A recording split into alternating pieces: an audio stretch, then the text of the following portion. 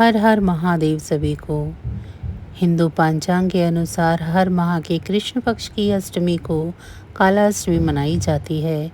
ज्येष्ठ माह में 30 मई को काला अष्टमी मनाई जाएगी। इस दिन भगवान शिव के रौद्र रूप काल भैरव की पूजा की जाती है और गौरी समाज के लोग काला अष्टमी को उत्सव के रूप में मनाते हैं।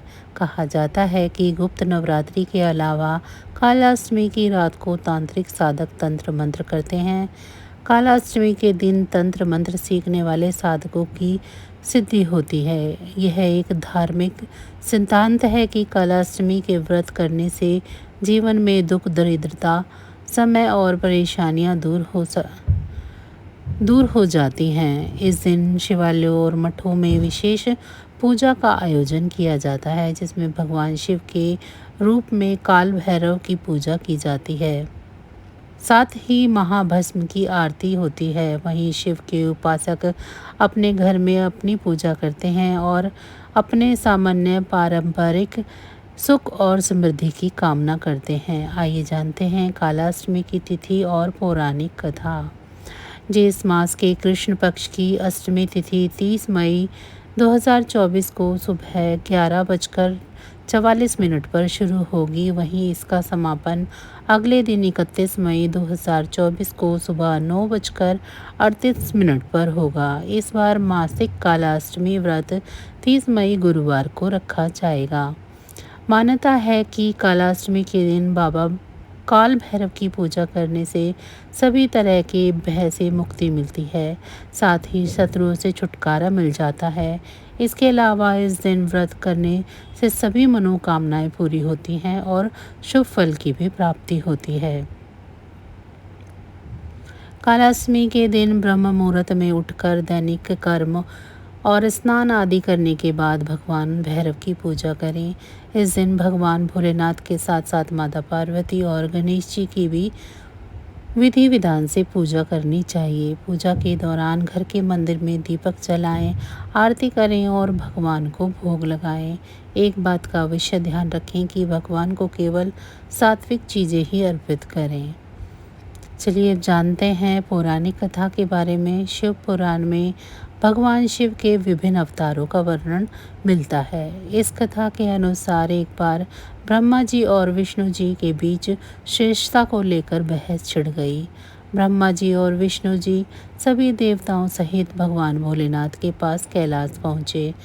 भोलेनाथ ने सबकी बात सुनी और तुरंत ही भगवान शिव के तेज शरीर से तेज निकला, जो आकाश और पाताल की ओर बढ़ रहा था। तब महादेव ने ब्रह्मा और विष्णु जी से कहा, तुम दोनों में से जो इस ज्योति के अंत तक सबसे पहले पहुंच जाता है वही श्रेष्ठ है। इसके बाद ब्रह्मा और विष्णु जी अनंत ज्योति के अंत तक पहुंचने के लिए निकल पड़े। कुछ देर बाद ब्रह्मा जी और विष्णु जी वापस आ गए।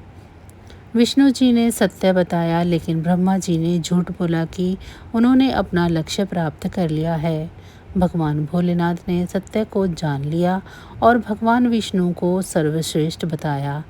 इससे ब्रह्मा जी क्रोधित हो गए और उन्होंने भगवान शिव को अपशब्द कहे। इस बात पर भगवान शिव क्रोधित हो गए और उस क्रोध में भगवान शिव ने अपने ही रूप में भैरव को जन्म दिया। इस भैरव अवतार का वाहन काला कुत्ता है। उनके एक हाथ में छड़ी है। इस अवतार को महाकालेश्वर के नाम से भी जाना जाता है, इसीलिए इन्हें दंडाधिपति कहा गया है। भगवान भोलेनाथ का यह रौद्र रूप देखकर देवतागण भयभीत हो गए।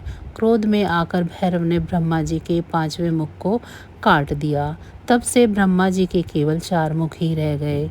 ब्रह्मा जी ने भैरव बाबा से क्षमा मांगी और भगवान शिव अपने असली रूप में आ गए। लेकिन ब्रह्मा जी का सर कटने के कारण भैरव जी पर ब्रह्म हत्या का पाप लग गया, जिसके कारण भैरव बाबा को कई दिनों तक भिखारी की तरह रहना पड़ा। कई वर्षों के बाद वाराणसी में भैरव बाबा की सजा समाप्त हुई, इसीलिए भैरव बाबा को दंडपानी के नाम से भी जाना जाता है। तो बस आज की जानकारी इतनी ही थी। फिर मिलेंगे हम आपको ऐसी ही किसी अन्य जानकारी के साथ अगली वीडियो में। तब तक अगर आपको मेरी ये जानकारी अच्छी लगी है तो वीडियो को लाइक करें। ऐसी ही जानकारियों को प्राप्त करने के लिए मेरे चैनल को सब्सक्राइब नहीं किया है तो चैनल को सब्सक्राइब कर लें और कमेंट बॉक्स में हर हर महादेव ज़रूर लिखें। इसी के साथ अब मुझे दीजिए इजाज़त। भगवान भोलेनाथ की कृपा आप सभी पर सदैव बनी रहे। धन्यवाद।